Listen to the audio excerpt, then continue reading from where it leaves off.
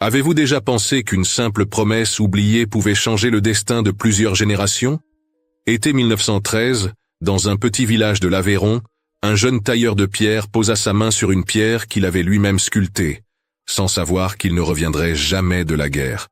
Un siècle plus tard, son petit-fils, ingénieur à Toulouse, découvre cette même pierre enfouie sous la mousse et comprend que son devoir n'était pas de bâtir un monument, mais de réparer un silence.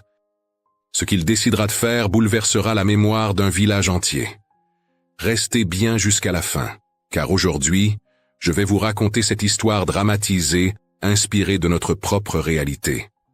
Avant de commencer, abonnez-vous à la chaîne, laissez un j'aime, si vous croyez que certaines promesses méritent d'être tenues, et dites-moi dans les commentaires de quelle ville vous nous regardez.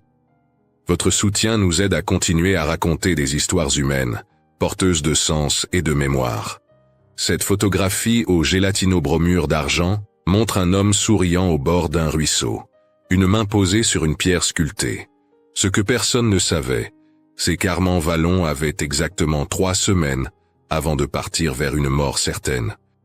Et si vous restez jusqu'à la fin, vous découvrirez pourquoi son petit-fils pleura 100 ans plus tard en touchant exactement la même pierre. L'image fut trouvée dans une boîte en fer blanc, au fond d'une armoire, en 2013, à Aveyron. La femme qui la conservait toute sa vie, Célestine Morin, était morte depuis 46 ans. Mais regardez bien le sourire de l'homme sur la photo. Ce n'est pas le sourire de quelqu'un qui pose pour la postérité. C'est le sourire de quelqu'un qui vient de faire une promesse qu'il ne pourra jamais tenir. Été 1913.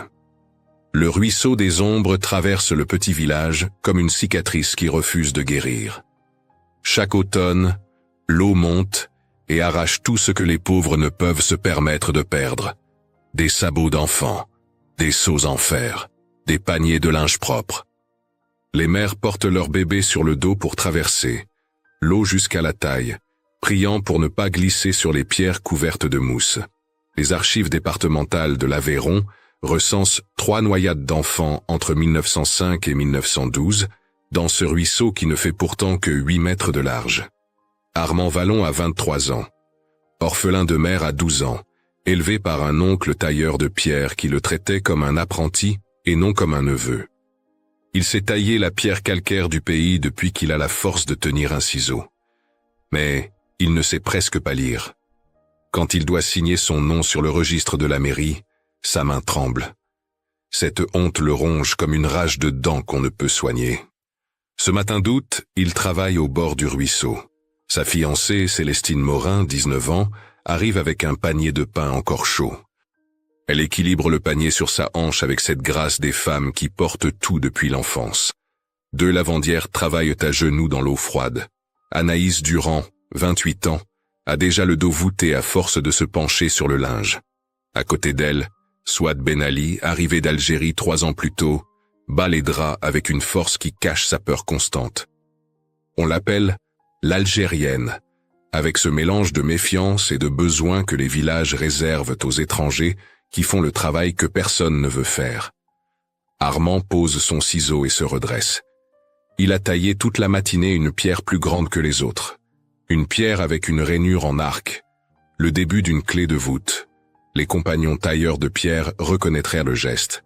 C'est le premier signe qu'un pont va naître. Mais pour l'instant, ce n'est qu'une promesse sculptée dans le calcaire. Un photographe itinérant passe par le village ce jour-là. Il propose de fixer le moment pour 15 sous. Armand accepte. Il veut que Célestine voie qu'il est un homme capable. Sur la photographie, on les voit tous. Armand, la main sur la pierre clé. Célestine qui sourit. Les lavandières qui lèvent la tête de leur travail. Des enfants qui courent pieds nus. Au fond, une rangée de pierres taillées attend un destin. Ce que la photographie ne montre pas, c'est ce qu'Armand dit juste après que le déclencheur se ferme. Il se tourne vers les femmes, vers les hommes qui s'arrêtent pour regarder, et il prononce ces mots que tout le village entendra. L'automne prochain, j'élèverai un pont ici, de mes propres mains, pour que vos enfants traversent sans peur, pour que Célestine n'ait plus à porter nos bébés dans l'eau glacée. Je le jure devant vous tous. Anaïs Durand essuie ses mains rouges et gercées sur son tablier. Elle a vu trop de promesses d'hommes pour y croire vraiment. Mais elle hoche la tête. Souad, qui comprend encore mal le français, saisit le mot pont et le mot enfant. Elle sourit pour la première fois depuis 3 ans. Les enfants applaudissent comme on applaudit les baladins à la foire. Armand ne laisse pas de contrat écrit, pas de plan dessiné sur du papier. Il laisse cette pierre taillée. Il laisse des témoins. C'est sa manière d'écrire, avec le muscle de la pierre et la mémoire des vivants. Le cadastre de 1913 mentionne la propriété au bord du ruisseau. Aucun ouvrage d'art n'y figure, seulement traversée à gué. Ce qui signifie « les pauvres se débrouillent ». Célestine regarde son fiancé avec quelque chose qui ressemble à de la fierté, mais aussi à de la peur. Elle connaît Armand. Elle sait qu'il boit trop aux fêtes et devient mélancolique. Elle sait qu'il est jaloux quand elle parle aux marchands. Elle sait qu'il promet grand parce qu'il a peur de ne jamais être assez. Mais elle l'aime. Elle l'aime avec cette certitude des femmes qui savent que l'amour ne protège de rien. Les semaines passent. Armand taille quelques pierres supplémentaires. Il mesure la largeur du ruisseau. Il dessine dans sa tête l'arc qui portera le poids. Mais l'été tire à sa fin et la pierre clé reste là, à moitié enterrée dans la terre, comme un animal qui hiberne. Armand remet au lendemain. Il a le temps. Il a toute la vie devant lui. Le 3 août 1914, les cloches sonnent dans tout le village. Ce n'est pas un mariage, c'est la mobilisation générale. Le registre militaire de la mairie garde la trace. Armand Vallon, 24 ans, tailleur de pierre itinérant, incorporé au 122e régiment d'infanterie. Il doit partir dans 3 jours. Il enfile l'uniforme bleu et rouge, celui qui fera de lui une cible parfaite dans les champs de boue de l'Est. La veille de son départ, Armand retourne au bord du ruisseau. Il touche la pierre clé une dernière fois. Il passe ses doigts dans la rainure qu'il a sculptée. Célestine est avec lui. Elle ne pleure pas encore. Elle pose une main sur son ventre. Elle ne lui a pas encore dit qu'elle porte leur enfant. Elle attend. Elle ne sait pas pourquoi elle attend. Armand murmure « Je reviendrai, et je construirai ce pont ». Célestine hoche la tête, mais dans son cœur, elle sait déjà. Elle sait ce que toutes les femmes du village savent, que les hommes qui partent vers l'Est ne reviennent pas tous, que certaines promesses restent suspendues dans l'air comme des oiseaux qui ont oublié comment se poser. Le lendemain matin, Armand Vallon monte dans le train. Il pleure en cachette derrière sa main. Pas parce qu'il a peur de mourir, mais parce qu'il sait qu'il a abandonné sa promesse. La pierre clé reste au bord du ruisseau des ombres. Enterrée, oubliée. Comme si elle attendait que quelqu'un se souvienne. Ce que personne ne sait encore, c'est que 100 ans plus tard, un homme touchera cette même pierre et comprendra enfin ce que son grand-père essayait de dire. Septembre 1916. Dans les tranchées de l'Argonne, Armand Vallon tient une lettre qu'il n'a jamais su lire complètement. Célestine y a écrit que leur fils, Georges, a 1 an maintenant, qu'il commence à marcher, qu'il a les mêmes mains larges que son père. Un soldat du village voisin, qui sait lire, lui a déchiffré les mots.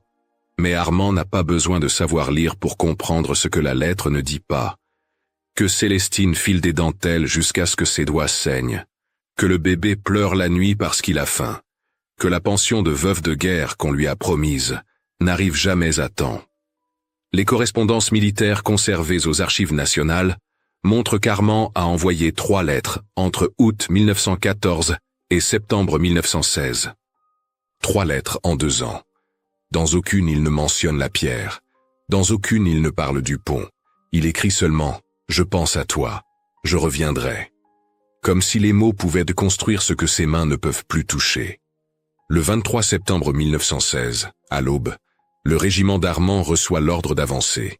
Les soldats sortent de la tranchée dans la boue qui leur arrive aux genoux. L'artillerie allemande ouvre le feu. Les survivants racontent plus tard, dans les rapports qui dorment maintenant dans les cartons poussiéreux du service historique de la défense, que la boue était rouge ce jour-là, que les hommes tombaient comme des sacs de grains, qu'on ne pouvait même pas les enterrer parce que la terre était déjà pleine de morts. Armand Vallon est touché à la poitrine. Il meurt en quelques minutes, face contre la boue, à 800 km du ruisseau des ombres. Son corps ne reviendra jamais. Le registre militaire inscrit Mort pour la France, corps non retrouvé. Ce qui signifie il n'y aura pas de tombe, pas d'endroit où Célestine pourra venir pleurer. Juste un nom sur un monument aux morts et une absence qui ne finit jamais. À Aveyron, la nouvelle arrive 3 semaines plus tard. Un papier officiel avec un tampon. Célestine lit le mot « décédé » et ses jambes se dérobent. Elle tombe assise sur le sol de pierre froide de la cuisine. Georges, 15 mois, rampe vers elle en babillant. Il ne sait pas encore que son père est un fantôme, que toute sa vie, on lui parlera d'un héros qu'il ne connaîtra jamais, qu'on attendra de lui qu'il soit à la hauteur d'un mort. Célestine a 22 ans, veuve, mère seule, sans métier, sans terre. La pension de guerre qu'on lui promet est de 90 francs par mois. À peine de quoi acheter du pain et du charbon. Alors elle apprend à filer la dentelle. Ses doigts, qui étaient doux, deviennent calleux. Ses ongles se cassent. Ses mains saignent les premières semaines. Elle travaille à la lumière d'une bougie jusqu'à ce que ses yeux brûlent. Elle vend ses dentelles à la foire de Villefranche de Rouergue, 15 kilomètres à pied avec Georges sur le dos.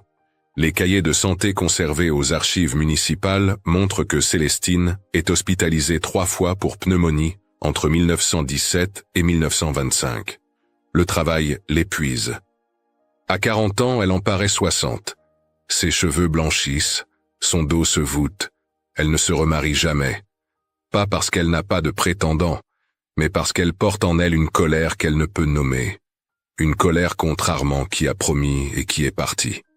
Une colère contre cette guerre qui prend les hommes et laisse les femmes se débrouiller avec la faim et le froid. Parfois, quand elle boit un verre de vin aux fêtes du village, elle parle. Elle dit des choses qu'elle regrette le lendemain. Elle dit qu'Armand était un rêveur, qu'il promettait la lune et ne donnait que des pierres. Les voisines hochent la tête. Elles comprennent. Elles ont toutes perdu quelqu'un. Elles ont toutes cette même colère qui ne guérit pas. Georges grandit dans cette maison, où on ne parle du père qu'au passé. Il ressemble tellement à Armand que Célestine a parfois mal de le regarder. Les mêmes mains larges, le même front têtu, le même sourire rare. Elle l'aime, bien sûr. Mais c'est un amour dur, un amour qui ne sait pas s'exprimer. Elle ne le prend pas souvent dans ses bras. Elle ne lui dit pas des mots tendres. Elle fait ce qu'elle peut. Elle le nourrit. Elle le garde en vie. C'est déjà beaucoup. Les cahiers d'école de Georges, conservés par l'institutrice jusqu'en 1958, montrent un élève moyen. Ni brillant ni mauvais. Il va à l'école jusqu'à 14 ans, puis il quitte pour travailler. La loi Guizot de 1882 rend l'école obligatoire jusqu'à 13 ans. Mais la réalité des villages pauvres fait que les enfants travaillent dès qu'ils peuvent rapporter quelques sous. Georges trouve un emploi à la conserverie de Villefranche. Un travail répétitif. Mettre des haricots dans des boîtes, fermer les boîtes, recommencer. 8 heures par jour, 6 jours par semaine. Un travail qui ne demande pas de réfléchir. Un travail qui use les mains et l'âme. Il rentre le soir avec les vêtements qui sentent le métal et le vinaigre. Il mange en silence. Il boit un verre de vin. Il va se coucher. Il ne va jamais voir la pierre de son père au bord du ruisseau. Il fait comme si elle n'existait pas. Comme si ignorer la promesse non tenue pouvait effacer la honte. Célestine ne lui en parle jamais. C'est devenu un secret que tout le monde connaît mais que personne ne nomme. Georges se marie tard, à 38 ans, en 1953. Il épouse une femme de la ville voisine, Marcel, qui travaille à la poste. Le mariage est correct. Pas passionné, pas malheureux non plus. Juste un arrangement entre deux solitudes. Ils ont un fils en 1953. Il l'appelle Lucien. Georges est avec son fils comme sa mère était avec lui. Distant, dur. Il ne dit jamais « je t'aime ». Il ne prend jamais Lucien dans ses bras après ses 7 ans. 2 fois quand Lucien est enfant, Georges le frappe. Pas de la violence extrême. Juste des gifles trop fortes. Des gifles qui laissent des marques rouges sur la joue et des cicatrices invisibles dans le cœur. Le lendemain, Georges a honte. Mais il ne sait pas s'excuser. Il n'a jamais appris. Pendant ce temps, au bord du ruisseau des Ombres, la vie continue. Anaïs Durand lave le linge jusqu'à ce que sa colonne se torde définitivement. À 45 ans, elle ne peut plus se redresser complètement. Elle marche courbée comme un point d'interrogation. Elle meurt en 1968, une semaine après un accident vasculaire cérébral. Elle travaillait encore la veille. Ses mains étaient rouges et gercées jusqu'à la fin.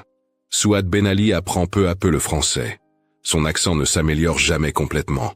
On l'appelle Madame Ben Ali, avec une politesse qui cache toujours une distance. Elle perd son fils aîné dans la même bataille que Armand, mais personne ne le mentionne. Le monument aux morts du village ne porte que des noms français. Souad meurt en 1971, à 81 ans, dans la maison où elle a vécu 58 ans. Jusqu'à la fin, on la considère comme différente. Jeanne Aubry, la fille d'Anaïs, garde la mémoire. Elle se souvient de la photographie prise en 1913. Elle se souvient d'Armand qui promettait un pont. Elle raconte l'histoire à ses petits-enfants. Elle dit « Ton arrière-grand-père voulait assécher nos peurs ». C'est une belle phrase. Mais une phrase ne construit pas de pont. Jeanne se marie avec un homme qui boit et qui crie. Pas de violence physique, mais un abus verbal constant. Elle a 6 enfants. Elle en perd 2 en bas âge. La diphtérie pour l'un, un accident pour l'autre. Elle devient veuve à 55 ans et travaille comme femme de ménage jusqu'à 80 ans.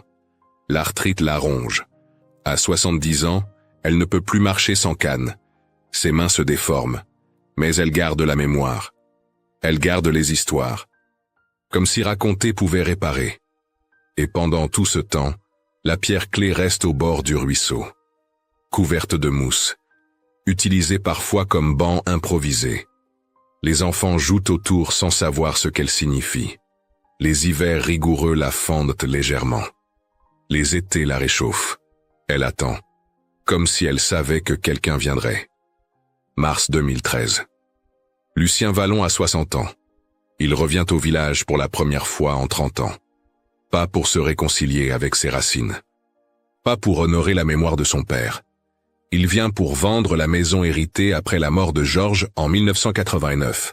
Une maison vide depuis 24 ans.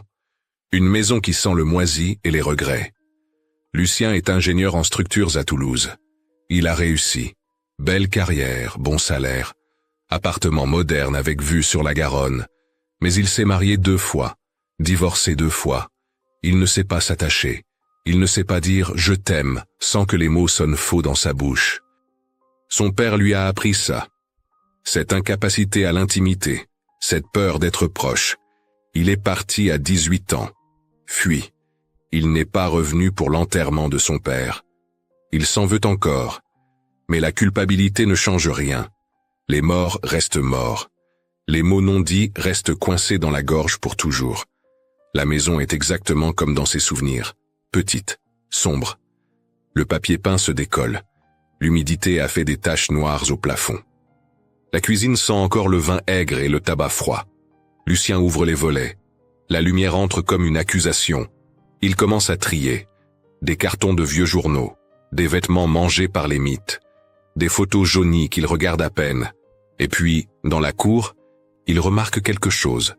Des marques dans la pierre du patio. Des marques qui ne sont pas naturelles. Des rainures régulières. Le travail d'un ciseau. Lucien s'agenouille. Il passe ses doigts sur les rainures. C'est un arc. Le début d'une voûte. Quelqu'un a commencé à sculpter et s'est arrêté. Il ne sait pas encore que ce quelqu'un était son grand-père. Il ne sait pas encore que sa vie est sur le point de changer. Le lendemain, il va au village pour chercher le notaire. En chemin, il croise Jeanne Aubry au marché. Elle a 101 ans. Elle marche avec une canne. Ses mains sont déformées par l'arthrite. Mais ses yeux sont vifs. Elle le reconnaît immédiatement. « Tu es le petit-fils de Georges », dit-elle. Ce n'est pas une question. Lucien hoche la tête. Il ne se souvient pas d'elle. Jeanne sourit. Un sourire qui montre des dents en or. « Ton grand-père voulait assécher nos peurs », dit-elle en occitan. Puis elle répète en français pour être sûre qu'il comprend. « Il voulait construire un pont pour que ma mère n'ait plus mal au dos, pour que les enfants traversent sans peur. » Lucien fronce les sourcils. Il n'a jamais entendu cette histoire. Son père ne parlait jamais d'Armand. Comme si le grand-père n'avait jamais existé. « Quel pont ?» demande-t-il. Jeanne pointe sa canne vers le ruisseau des ombres. Là-bas, il a taillé une grande pierre avec une rainure, comme celle que tu as sûrement vue dans ta cour. Lucien sent quelque chose se serrer dans sa poitrine. Il remercie Jeanne et marche vers le ruisseau. Il y est peut-être déjà passé enfant, mais il ne s'en souvient pas. Il suit le chemin boueux. Il entend l'eau avant de la voir. Et là, à moitié enfouie dans la terre couverte de mousse et de lichen, il la trouve. La pierre clé, plus grande que les autres, avec une rainure en arc parfaitement taillée, le même motif que dans la cour de la maison. Lucien s'agenouille dans la boue. Il enlève la mousse avec ses mains. Il passe ses doigts dans la rainure. C'est un langage, le langage des compagnons tailleurs de pierre. Son grand-père lui parle à travers 100 ans, à travers la guerre et la mort, à travers le silence de son père. La pierre dit « J'ai commencé, quelqu'un doit finir ». Lucien reste là, accroupi au bord de l'eau, pendant 1 heure. Ses genoux sont trempés, ses mains sont sales. Mais il ne bouge pas. Il pense à son père. Georges qui ne souriait jamais, qui buvait pour oublier, qui le frappait parfois et avait honte après. Georges qui portait le poids d'un père qu'il n'avait jamais connu, d'une promesse qui n'avait jamais été tenue. Ce soir-là, dans la cuisine froide de la maison, Lucien prend une décision. Il ne va pas vendre.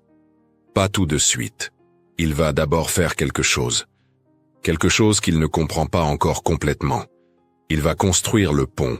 C'est une idée stupide. Il a un travail à Toulouse. Il a une vie. Qu'est-ce qu'il connaît à la construction de ponts en pierre? Il est ingénieur en béton et en acier, pas en pierre taillée. Mais l'idée s'installe en lui comme une écharde qu'on ne peut enlever. Les 3 premières semaines, il résiste. Il commence à faire les démarches pour vendre. Il contacte une agence immobilière. Il fait évaluer la maison. Mais chaque soir, il retourne au ruisseau. Il s'assoit sur la pierre clé. Il regarde l'eau passer. Il pense à cette phrase « Assécher nos peurs ». Un matin d'avril, il va voir le maire. Il explique son projet. Construire un pont. Une petite passerelle en pierre. Pour honorer la mémoire de son grand-père. Le maire le regarde comme s'il était fou. Mais il donne son accord.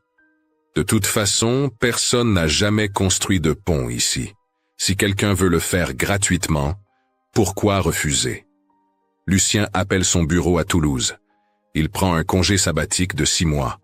Ses collègues pensent qu'il fait une dépression. Peut-être qu'ils ont raison. Il commence à chercher de l'aide. Il ne peut pas faire ça seul. Il retourne voir Jeanne. Elle lui donne les noms. Mohamed Rahali, le petit-fils de Souad, tailleur de pierre marocain. Hervé Le Gall, le forgeron qui fait encore des grandes posses à l'ancienne. Camille Pouèche, l'institutrice qui pourrait amener ses élèves voir le chantier. Le père Giraud qui a des outils dans le local paroissial. Lucien va voir Mohamed en premier. Il le trouve sur un chantier de rénovation à Villefranche. Mohamed a 35 ans. Il travaille sous le soleil. Sa peau est brune. Ses mains sont calleuses. Quand Lucien lui explique le projet, Mohamed l'écoute sans l'interrompre. Puis il hoche la tête. « Je connais la pierre », dit-il simplement. Ma grand-mère me parlait d'Armand Vallon. Elle disait qu'il taillait la pierre comme on écrit une prière. Mohamed accepte. Il ne demande pas d'argent. Il dit qu'il viendra après son travail. Le soir, les week-ends. Lucien ne comprend pas pourquoi. Mohamed ne l'explique pas. Mais la vérité c'est que Mohamed est payé moins que les ouvriers français pour le même travail. On l'appelle l'arabe avec mépris. Ce projet pour lui c'est une chance de faire quelque chose qui a du sens. Quelque chose qui ne sera pas démoli dans 30 ans. Quelque chose qui durera. Hervé Le Gall accepte aussi. Il est vieux. 70 ans. Ses mains tremblent un peu. Mais il sait encore forger des grands pots, ces crochets en fer qui maintiennent les pierres ensemble. Il dit « Ton grand-père était un bonhomme. Il mérite son pont. » Le père Giraud ouvre le local paroissial. Il y a là des outils qui datent de 1890. Des maillets, des ciseaux, des niveaux à bulles anciens. Tout est rouillé mais utilisable. Camille Pouèche, l'institutrice, promet d'amener sa classe. Les enfants apprendront la géométrie en voyant le pont se construire. Le 1er jour de mai 2013, Lucien et Mohamed commencent. Ils descendent au ruisseau avec des cordes et des poulies. Lucien porte un jean et des bottes. Mohamed a apporté ses propres outils. Ils examinent le lit du ruisseau. Ils prennent des mesures. Ils plantent des piquets. Lucien se perfore la main avec un ciseau dès le 2e jour. Le sang coule. Ça fait mal. Il a envie d'arrêter, de retourner à Toulouse, de reprendre sa vie normale. Mais Mohamed lui bande la main avec un vieux tissu et dit « La pierre demande du sang, c'est normal ». Ils travaillent chaque jour. Lucien apprend à tailler. Ses mains, habituées au stylo et aux ordinateurs, deviennent calleuses. Son dos lui fait mal. Il rentre le soir couvert de poussière calcaire. Il mange du pain et du fromage. Il dort comme il n'a pas dormi depuis des années. Un sommeil lourd et sans rêve. Les semaines passent, les pierres s'accumulent. Jeanne vient s'asseoir au bord de l'eau avec sa canne. Elle regarde sans rien dire. Parfois elle murmure des phrases en occitan. Des prières peut-être, ou des souvenirs. Octobre 2013. 6 mois depuis le 1er jour. Le pont est presque terminé. 2 arcs en pierre calcaire. Des garde-corps simples. Rien de grandiose. Juste une petite passerelle qui permet de traverser sans se mouiller les pieds. Mais il manque la dernière pierre. La pierre clé. Celle qui fermera l'arche et permettra au pont de se tenir seul. Mohamed a travaillé pendant 3 semaines sur cette pierre. Il a pris la pierre originale de 1913, celle qu'Armand avait commencée, et il l'a finie. Il a suivi la rainure exacte. Il a respecté l'angle. Il a taillé comme on prie. Avec respect. Avec amour. Ce matin du 16 octobre, le ciel est clair. Il est 16h37. La lumière d'automne est dorée. Exactement comme en 1913. Lucien tient la pierre clé dans ses bras. Elle pèse 40 kilos. Ses mains tremblent. Pas parce qu'il a peur qu'elle ne tienne pas. Il est ingénieur. Il sait qu'elle va tenir. Ses mains tremblent parce qu'il comprend ce qu'il est en train de faire. Il complète littéralement le geste que son grand-père a commencé 100 ans plus tôt. Au même endroit. Au même mois. À la même heure du jour. Jeanne est assise sur la berge. Elle a 102 ans. Ses yeux sont pleins de larmes. Mohamed est debout, le maillet à la main. Célia, la petite fille de Jeanne, tient une bassine d'eau entre ses mains. C'est une coutume ancienne. La première personne qui traverse un nouveau pont doit porter de l'eau, pour bénir le passage. Les enfants de l'école de Camille sont là, 18 enfants assis dans l'herbe. Silencieux. Ce qui est inhabituel pour des enfants. Le père Giraud murmure une prière en occitan. Hervé Le Gall filme avec son téléphone portable. Ce sera la seule trace visuelle. Il n'y aura pas de photographie. Lucien monte sur l'échafaudage. Il positionne la pierre clé à sa place. Elle glisse dans l'espace prévu. Elle s'emboîte avec un son sec. Un toc qui résonne dans la vallée. Pendant une seconde, il semble que le ruisseau lui-même baisse le volume de son eau. C'est probablement une illusion acoustique. Tout le monde retient son souffle. Mais ce moment existe. Ce silence existe. Mohamed monte à côté de Lucien. Il lève le maillet. Il donne 3 coups précis. Toc, toc, toc. La pierre s'enfonce de quelques millimètres. Elle se cale. L'arc se ferme. Le pont se tient seul. Les mains des 2 hommes se touchent une seconde. Ils ne disent rien. Il n'y a rien à dire. Lucien descend de l'échafaudage. Il fait signe à Célia. Elle a 35 ans. Elle est kinésithérapeute au village. Elle a des patients avec des douleurs chroniques au dos, comme sa grand-mère Anaïs, comme toutes les lavandières qui ont lavé le linge à genoux dans l'eau froide. Elle comprend la signification de ce pont. Ce n'est pas un symbole, c'est une nécessité. C'est la fin d'une violence quotidienne. Célia marche lentement sur le pont, la bassine d'eau dans ses mains. L'eau tremble mais ne tombe pas. Ses pas résonnent sur la pierre. Elle traverse. De l'autre côté, elle pose la bassine. Elle se retourne. Elle sourit. Ses chaussures sont à peine mouillées. Jeanne lâche sa canne. Elle ne marchait plus sans appui depuis 15 ans. Mais là, elle se lève. Elle fait 4 pas sans aide. Elle arrive au pont. Elle pose sa main sur le garde-corps. Elle le touche comme on touche le visage de quelqu'un qu'on aime. Les larmes coulent sur ses joues ridées. Elle murmure « Maman aurait moins souffert ». C'est une phrase simple, mais elle contient tout.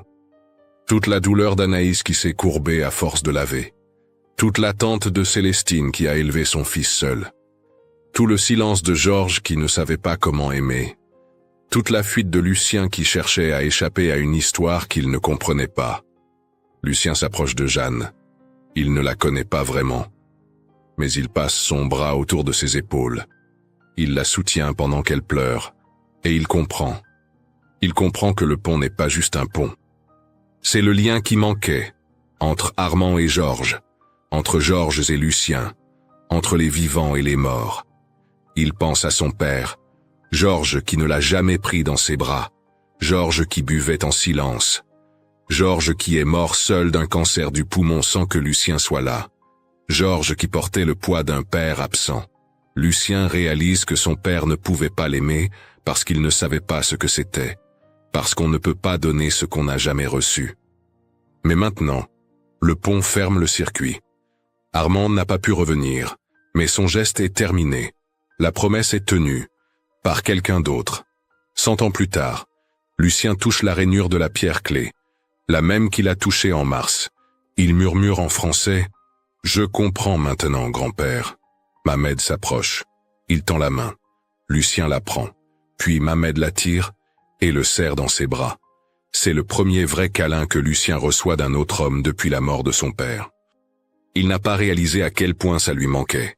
À quel point il a été seul. Les larmes lui montent aux yeux. Il ne les retient pas. Le village commence à arriver. Les gens sortent de leur maison. Ils viennent voir. Ils forment un demi-cercle autour du pont. Il n'y a pas d'applaudissements. Ce n'est pas le genre. À la place, ils prennent leurs cuillères et les font taper contre leurs tasses en émail. Ting, ting, ting. C'est la manière locale de montrer son approbation. Un son ancien. Un son qui vient de loin. Les enfants courent sur le pont. Ils crient. Ils rient. Leurs pas font trembler légèrement la structure. Mais elle tient. Elle tiendra pendant 100 ans de plus. Ou 200. Ou 1000. Parce que la pierre bien taillée ne meurt pas. Camille, l'institutrice, prend des notes. Elle fera un cours sur ce pont, sur la géométrie des arcs, sur l'histoire locale, sur ce qu'est une promesse, ce que signifie la responsabilité. Ce que veut dire honorer les morts en servant les vivants. Hervé Le Gall arrête de filmer. Il a 83 secondes de vidéo sur son téléphone. Il la gardera jusqu'à sa mort. Il ne la mettra jamais sur Internet. Ce n'est pas pour ça. C'est pour lui. Pour se souvenir que parfois les choses bonnes arrivent. Que parfois les promesses sont tenues. Même si ça prend 100 ans. Le soir, quand tout le monde est parti, Lucien reste seul au bord du ruisseau. Il s'assoit exactement là où la photographie de 1913 a été prise. Il pose sa main sur la pierre. Il ferme les yeux. Il pense à toute la chaîne. Armand qui taille. Célestine qui attend. Georges qui fuit. Lucien qui revient. 4 générations liées par une promesse. Il pense que si Armand n'avait pas taillé cette pierre, rien de tout ça ne serait arrivé. Si Célestine n'avait pas gardé la photographie, même quand elle était en colère, Lucien n'aurait jamais su. Si Jeanne n'avait pas raconté l'histoire, le pont serait resté un rêve enterré. Si Mamed n'avait pas accepté de tailler gratuitement, l'arche ne se serait jamais fermée. Tout est lié. Les vivants et les morts, les paroles et les silences, les promesses tenues et celles qui attendent. Lucien ouvre les yeux. La nuit tombe. Les étoiles commencent à apparaître. Il se lève. Il touche une dernière fois la pierre clé. Il sent sous ses doigts le vocabulaire de la responsabilité. Ce langage que son grand-père lui a enseigné sans mots. À travers la pierre, à travers le temps, à travers la mort elle-même. Il rentre à la maison. Pour la première fois depuis des années, il se sent en paix. Pas heureux, pas triste, juste en paix. Comme si quelque chose qui était cassé venait d'être réparé. Novembre 2013, 1 mois après le pont. Lucien installe une plaque à l'entrée. Pas une grande plaque de bronze avec des lettres dorées. Juste une petite plaque de fer forgé. Hervé Le Gall l'a faite dans son atelier. Il a gravé les noms à la main. 11 noms. Les noms de ceux qui ont construit. Les noms de ceux qui ont attendu. Armand Vallon, Célestine Morin, Anaïs Durand, Souad Ben Ali, Georges Vallon, Jeanne Aubry, Mohamed Rahali, Lucien Vallon, Hervé Le Gall, Camille Puech, Célia Martel, pas de titre, pas de héros morts pour la France, pas de veuve courageuse, juste les noms. Et en dessous, une phrase en occitan que Jeanne lui a donnée. Passarelha per los que han pressats. Pont pour ceux qui ont eu hâte. Ou peut-être, pont pour ceux qui ont attendu. En occitan, le mot peut signifier les deux. La presse et l'attente. L'urgence et la patience. C'est parfait. Lucien ne retourne pas immédiatement à Toulouse. Il reste. Il inspecte le pont chaque jour. Il vérifie les joints. Il nettoie les feuilles mortes qui s'accumulent. Il surveille les fissures. Parce que c'est ça, la responsabilité. Ce n'est pas un grand geste spectaculaire. C'est 1000 petits gestes quotidiens. C'est revenir. C'est vérifier. C'est réparer quand c'est nécessaire. Le pont ne devient pas une attraction touristique. Il devient ce qu'il devait être. Une partie du quotidien. Les enfants l'empruntent pour aller à l'école. Leurs pieds ne se mouillent plus. Leurs chaussures durent plus longtemps. Les mères ne portent plus leurs bébés dans l'eau froide. Les brouettes chargées de légumes du potager traversent sans risquer de verser. La vieille Madame Aubert, qui a 87 ans et des genoux qui ne plient plus bien, peut maintenant aller chez sa fille de l'autre côté du ruisseau sans avoir peur de tomber. Ce sont des choses simples, des choses qui ne font pas les journaux. Mais c'est exactement ce qu'Armand voulait. Assécher les peurs quotidiennes, les petites peurs qui usent, qui fatiguent, qui vieillissent les gens avant l'âge. En février 2014, Jeanne tombe malade. Une pneumonie. À 102 ans, le corps n'a plus la force de lutter. Elle est hospitalisée à Villefranche. Lucien lui rend visite chaque jour. Il s'assoit à côté de son lit. Il lui tient la main. Ses mains, à elle, sont déformées par l'arthrite. Froides, mais elle serre quand même. « Tu as fait ce que mon grand-père ne pouvait plus faire », murmure-t-elle un après-midi. Sa voix est faible. « Tu as fermé la boucle ?» Lucien ne sait pas quoi répondre. Il hoche juste la tête. « Ma mère serait fière », continue Jeanne. Elle qui s'est cassé le dos pour laver le linge des riches. Elle qui n'a jamais eu de répit. Au moins maintenant, son nom est sur quelque chose qui dure. Jeanne meurt le 3 mars 2014. Mort naturelle. Dans son sommeil. À l'enterrement, le père Giraud porte un rameau de sureau. C'est l'arbre des passages. L'arbre qui marque les seuils. Il traverse le pont en portant le rameau. Lentement. Avec dignité. Les gens suivent en silence. C'est la première fois qu'un cortège funèbre traverse le passage Vallon. Ce nom s'est imposé naturellement. Pas pont Vallon, pas pont Armand, juste passage. Parce que ce qui compte, c'est continuer. Le 3 août 2014, exactement 100 ans après la mobilisation d'Armand, le village organise une petite cérémonie. Rien de grandiose, pas de discours politique, pas de fanfare, juste les gens du village qui se rassemblent. Le maire annonce officiellement que le point de traversée s'appelle désormais Passage Vallon. Pas mémorial, pas monument, juste passage. Parce que ce qui importe, c'est d'avancer. Lucien décide de ne pas vendre la maison. Il la garde. Il revient chaque mois. Les vendredis soirs, il prend sa voiture et roule 2 heures depuis Toulouse. Il arrive tard. Il dort dans la maison qui sent maintenant le propre et la cire d'abeille. Le samedi matin, il va inspecter le pont. Il vérifie les pierres. En hiver, le gel peut ouvrir des fissures. Il faut remplacer les grands pots quand ils rouillent. C'est du travail. Du vrai travail. Mais c'est un travail qui a du sens. Mohamed continue de venir aussi. Pas pour inspecter. Juste pour s'asseoir. Il amène parfois son café dans un thermos. Il s'assoit sur la berge. Il regarde l'eau passer. Il pense à sa grand-mère Souad qui est morte seule. Qui n'a jamais vraiment été acceptée. Mais dont le nom est maintenant gravé sur du fer. Sur quelque chose qui durera plus longtemps que la mémoire des vivants. Un samedi de juin 2015, Lucien est au pont quand une femme s'approche. Elle a environ 40 ans. Elle porte un enfant sur la hanche. Elle sourit. « Vous êtes Lucien Vallon ?» demande-t-elle. Il hoche la tête. « Je voulais vous remercier, dit-elle. Je suis la petite fille de Souad Ben Ali. Ma mère ne parle pas souvent de son histoire, mais quand elle a vu le nom de sa grand-mère sur la plaque, elle a pleuré. C'était la première fois qu'elle se sentait reconnue. Lucien ne sait pas quoi répondre. Il dit simplement « C'était normal ». La femme hoche la tête. Elle traverse le pont avec son enfant. Lucien les regarde partir. Il pense que c'est ça le vrai héritage. Pas une statue, pas un musée, juste des gens qui traversent, qui continuent à vivre, qui se sentent un peu moins invisibles. La photographie de 1913, celle qui a tout déclenché, ne finit pas dans un musée. Elle reste dans la famille. Lucien la garde dans un cadre simple, sur le mur de la cuisine de la maison d'Aveyron. Chaque fois qu'il vient le week-end, il la regarde.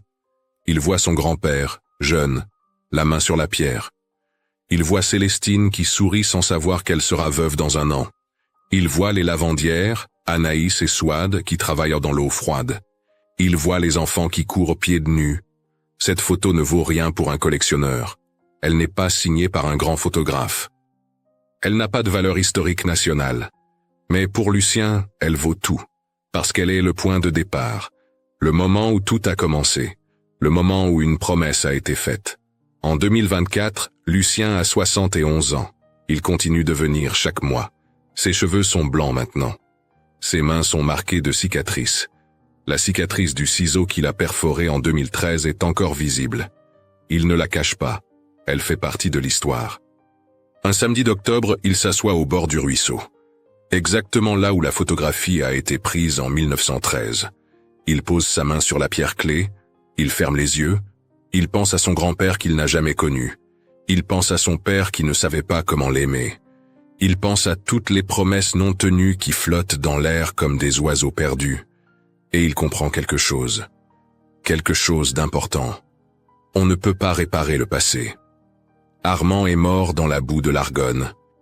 Georges est mort seul, rongé par le cancer et l'alcool. Célestine a usé ses doigts jusqu'à l'os. Anaïs s'est courbée jusqu'à ne plus pouvoir se redresser. Ces douleurs sont réelles. Elles ne disparaissent pas parce qu'un pont est construit. Mais on peut honorer ces douleurs. On peut faire en sorte qu'elles n'aient pas été vaines. On peut transformer une promesse brisée en quelque chose d'utile. On peut fermer la boucle. Pas pour effacer, mais pour continuer. Lucien ouvre les yeux.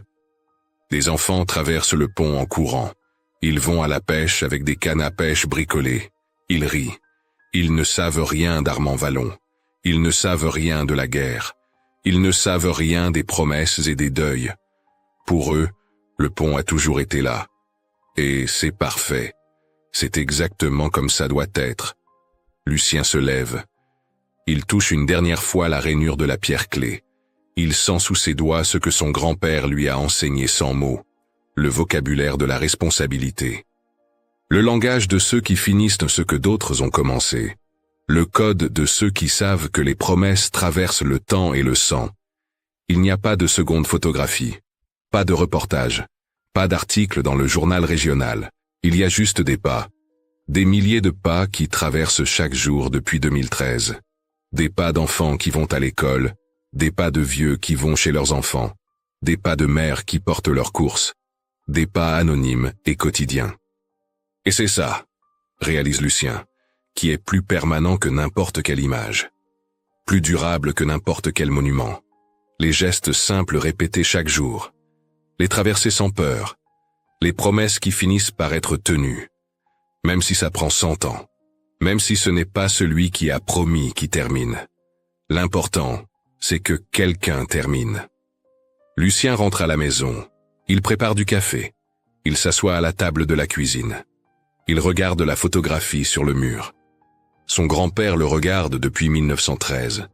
Et Lucien murmure, comme il le fait chaque fois, « C'est fait, grand-père, la promesse est tenue. » Dehors, l'eau du ruisseau des ombres continue de couler. Mais maintenant, elle coule sous un pont. Un petit pont de pierre. Pas grand, pas spectaculaire. Juste utile. Juste là. Pour toujours. Avant de clore cette histoire fictionnelle, souvenons-nous que certaines promesses traversent le temps comme les pierres traversent les rivières. Ce que l'un commence, un autre peut l'achever. Ce que l'un oublie, un autre peut réparer. Ce pont n'est pas seulement de pierre, c'est la preuve qu'on peut transformer la douleur en lien et le silence en héritage. Parfois, honorer le passé ne veut pas dire le comprendre, mais simplement oser continuer à bâtir. Et vous, qu'est-ce que cette histoire vous fait ressentir? Avez-vous déjà eu l'impression de devoir terminer quelque chose que vos parents ou vos grands-parents avaient laissé inachevé? Pensez-vous que certaines promesses non tenues peuvent encore changer des vies, même 100 ans plus tard? Écrivez le mot « promesse » dans les commentaires si vous êtes resté jusqu'à la fin. Dites-nous de quelle ville vous venez. Et si vous le souhaitez, partagez une histoire ancienne de votre famille. Une de ces histoires que le temps n'a pas effacées et qui pourrait inspirer nos prochaines vidéos. Merci de faire vivre ce canal. Abonnez-vous, aimez la vidéo, activez la cloche et partagez-la pour que d'autres découvrent ces récits qui nous rappellent ce que signifie vraiment tenir parole. Cliquez sur la carte finale pour découvrir la prochaine histoire.